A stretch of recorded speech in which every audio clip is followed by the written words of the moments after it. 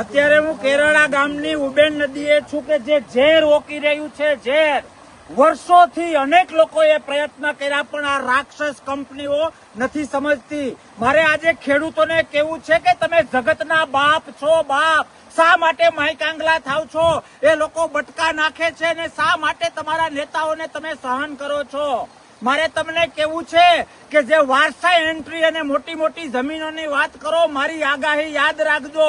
જો આ ઝેરનો, આ કેમિકલ વાળા અને પાણીનો વિરોધ ન કર્યો તો બાળકો જન્માવાની શક્તિ નહીં રહે, વાંજિયા પણ આવી જશે.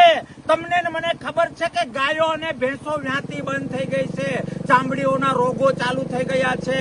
અને શહેરના લોકો, મારે તમને પણ કહેવું છે કે જો તમને એમ હોય કે આ તો અમારો પ્રશ્ન નથી, તો તમારે આંગણે જે દૂધ આવે છે ને, એ દૂધ જે ગાય અને ભેંસનું આવે છે, એ દૂધ આ પાણી વાળું આવે છે, કેમિકલ વાળું આવે છે, જિંદગી બગાડી નાખશે.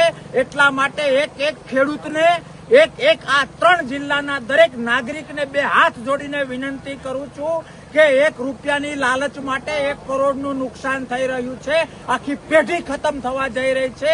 ઘરે ઘરેથી નીકળી પડો. મારે શું આ ખ્યાલ કાઢવો પડશે, નહીં તો આગામી દિવસોમાં બધું જ ભસ્મીભૂત થઈ જશે. આવો તાકાતવાળી લડત બનાવીએ અને એ લોકોને કહીએ કે અમે કંઈ પણ સહન કરવા તૈયાર છીએ, પણ અમારી આવતી આગળની પેઢી, મારે ભાષાનું લેવલ ડાઉન કરવું પડે છે. સમજો. ઘરેથી બહાર નીકળો. દીકરા દીકરીઓને જન્મ આપવાની આપણી શક્તિ જ આ કેમિકલ હણી લેશે તો આપણી આવતીકાલ શું રહેશે? આપણી પાસે આજ જે 5 વીઘા કે 50 વીઘા છે, આપણો વારસદાર જ નહીં રહે તો એ મિલકત કૂતરા ખાહે કૂતરા. એટલા માટે આ એક તાકાત વાળું આંદોલન, આજ સુધી જેણે જે કર્યું એ, જે પ્રયત્નો કર્યા એ, પણ એમાં ક્યાંક ને ક્યાંક ઘટ્યું હોય તો ખેડૂતને બહાર નીકળવાનું ઘટ્યું છે. આવો જમીનને બચાવીએ, ગાય ભેંસને બચાવીએ, નવી પેઢીને બચાવીએ.